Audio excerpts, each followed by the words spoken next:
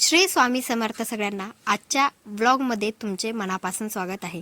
महाशिवरात्री म्हटलं की आधी देवपूजा आपल्याला आठवते। मी पण आधी देवपूजा करायला घेतली, तर व्हिडिओ खूप मोठा होऊ नये यासाठी काही गोष्टी स्किप करत तुम्हाला दाखवत आहे।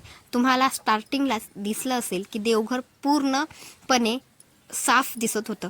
नंतर मग मी एका देवाला स्वच्छ करून त्यांच्या स्थानावर ठेवून पुन्हा फुलं अर्पण केली।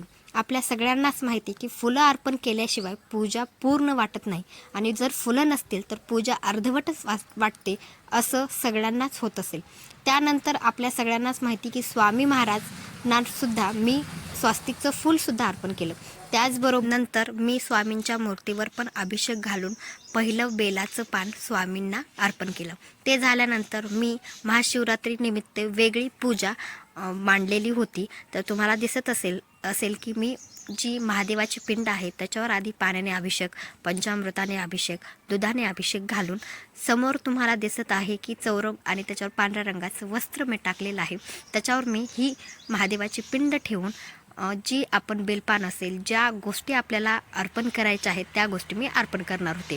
तर सगळ्यात महत्त्वाची गोष्ट अशी आहे की कोणीही जी छोटी, असं म्हटलं जातं की देवघरामध्ये छोटीशी शिवपिंड असावी, पण जी दिसत आहे ती देवघरामध्ये नाही आहे, ती देवघराच्या बाहेर आम्ही ठेवलेली आहे शिवपिंड, म्हणजेच ही महादेवाची पिंड। तर तुम्हाला ही प्रश्न असेल तर त्याचं उत्तर मी सांगत आहे। आणि आपल्या सगळ्यांना माहिती आहे की विभूती खूप महत्त्वाची आहे। विभूती आपण महादेवांना अर्पण करतो किंवा लावत असतो, ते सुद्धा मी लावत आहे। आणि आपल्या सगळ्यांना माहिती की पूजा करत असताना ओम नमः शिवाय नमः शिवाय असा जप करतच आपल्याला पूजा करायची आहे।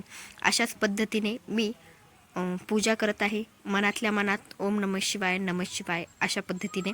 नंतर आपल्याला माहिती आहे की बेलाचे पानं खूप अर्पण करायचे असतात, 108 असतील, 11, 21, मी 108 बेलाची पानं अर्पण केली। अशा पद्धतीने पूजा मांडली होती।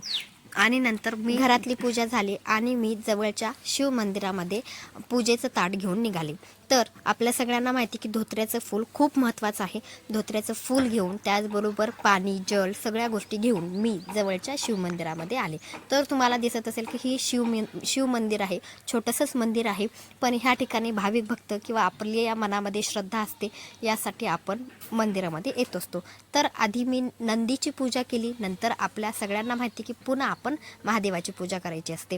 तर आधी नंदीची पूजा झाल्यानंतर त्या ठिकाणी खूप जणी बाहेर बसलेल्या होत्या, आणि नंतर नंबर आल्यानंतर मी मध्ये गेले आणि पूजा करायला बसले। तरीसुद्धा आम्ही तिघी जणी होतो मध्ये पूजा करत असताना। तर तिघी जणी जसं जमेल तसं आम्ही पूजा करत होतो। आपल्या सगळ्यांना माहिती की जास्तीत जास्त त्या ठिकाणी सुद्धा आपल्याला पूजा करता यावी या श्रद्धेनेच त्या ठिकाणी सुद्धा भाविक भक्त येतात।